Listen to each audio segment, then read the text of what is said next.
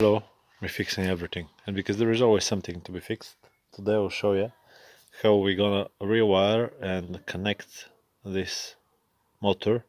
It's single phase and it's 2.2 kilowatts. Previously, it's being connected via all kinds of connecting gears and switches. Unfortunately, they are out of order. This is a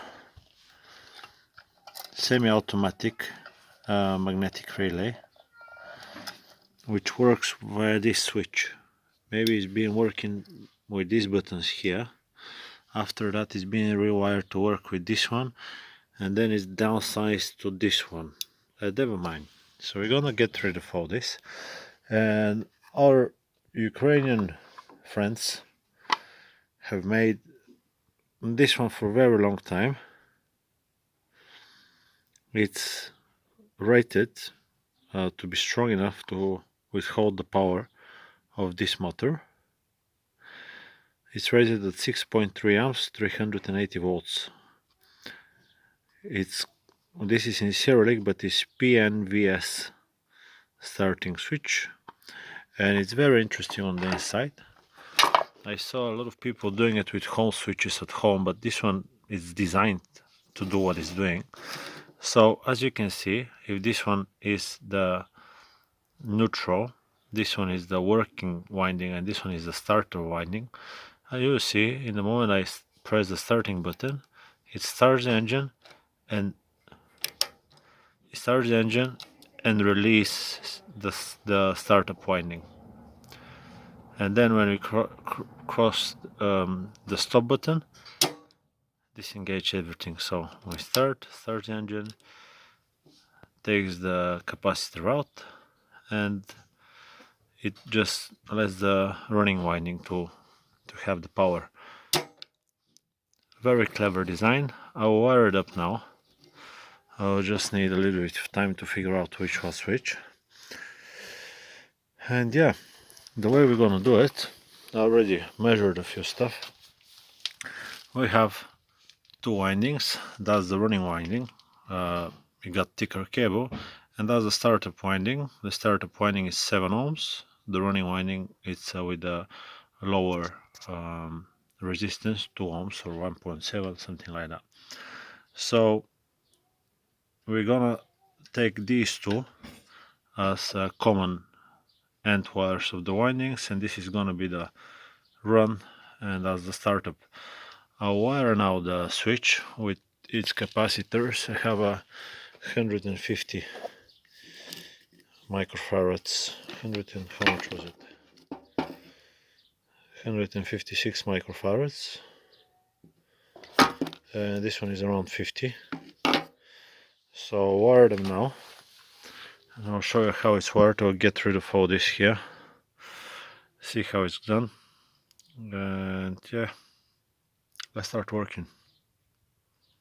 Connected the button, and I'll show you how it's connected. Actually, I'll tell you because I already closed it, so I can't show. Actually, I can maybe right here.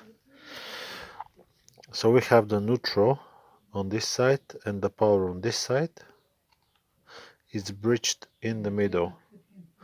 Then we have three wires: the neutral, the middle one, which is the startup winding, and the normal winding. It's on the left side. It's like extension of the button. I have these three going to the motor. I'll just put the button here on one side, and I'll connect up everything in there, and I'll explain to you how the capacitors are also connected. I connected the lead. Fortunately, we're in a very rural area, so there is no ground wire. Usually this is the ground, but they wired it so this is the face. Very wrong. I'm not gonna rewire the whole house, so this will stay the face, this will stay the neutral. It comes in this switch, and it comes here. Now we're gonna have a common end, in both windings, and that's gonna be this side. So I'll bridge them together.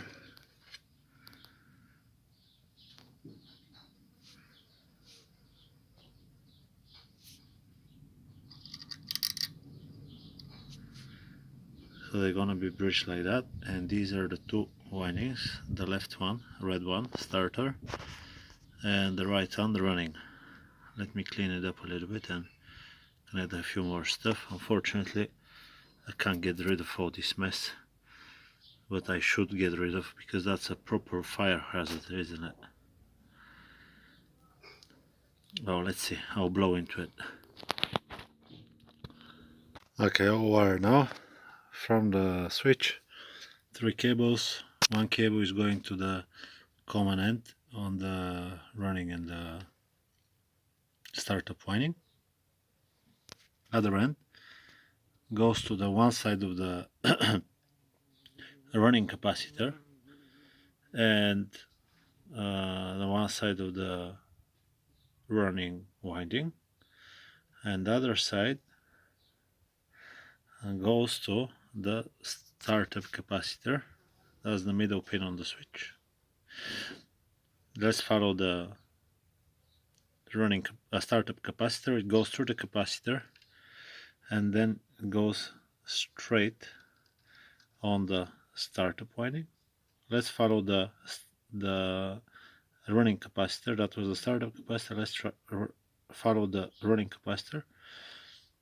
The running capacitor goes straight on the startup winding as well, and this supplies the power to the, yeah, I said all of them, did I? No cables left. Okay, so I'm gonna insulate these two. Unfortunately, that's what I can do. I have no lugs. I don't have any soldering instruments. I have a knife and a few pliers, so that's everything I can do. I'll show you a diagram. I want to credit the channel. It's Russian channel.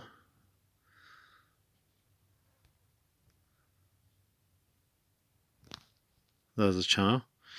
That's how it's connected. You see it now. There we go.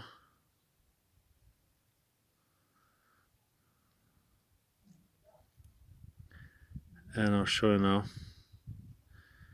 That's the diagram as well.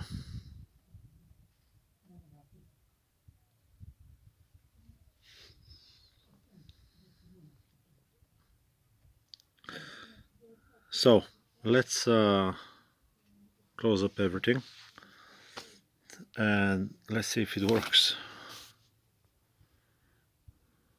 Okay, I just tested it. It is working. In the socket the face wire was swapped, so I just had to swap the socket as well. That's the final thing. Close up the lid.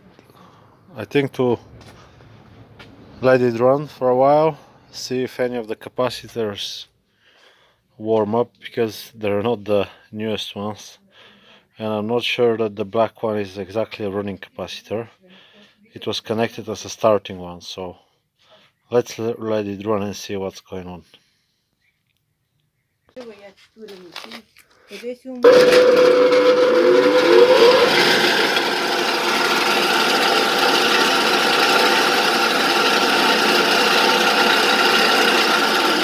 I had it running for 15 seconds and it blew up right in front of my grandparents, so nasty feeling.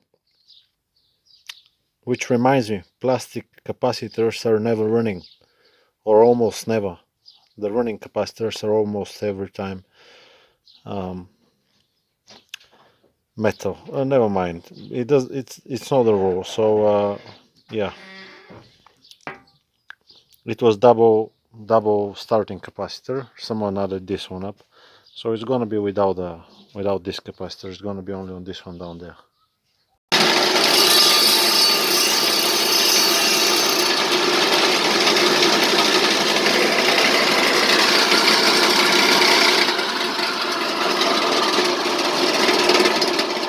all sorted up and running now.